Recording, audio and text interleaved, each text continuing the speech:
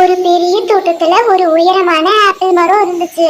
அதுல ஆப்பிள்கள் நிறைய காசு இருந்துச்சு. அந்த மரத்திலேயே அணில் ஒண்ணு வாழ்ந்து வந்தது. ரொம்ப சுறுசுறுப்பாக இருக்கும். தினமும் காலையில எழுந்து மரத்தை சுத்தி சுத்தி ஆப்பிள்களை பார்க்கும்.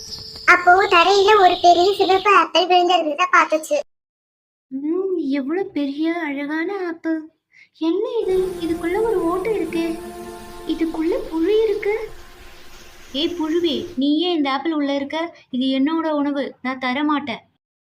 அணிலே, நீ இந்த ஆப்பிள பார்க்கும்போது எவ்வளவு சந்தோஷமா இருந்தியோ அதே மாதிரிதான் நான் இந்த ஆப்பிள பார்க்கும்போது ரொம்ப சந்தோஷப்பட்டேன்.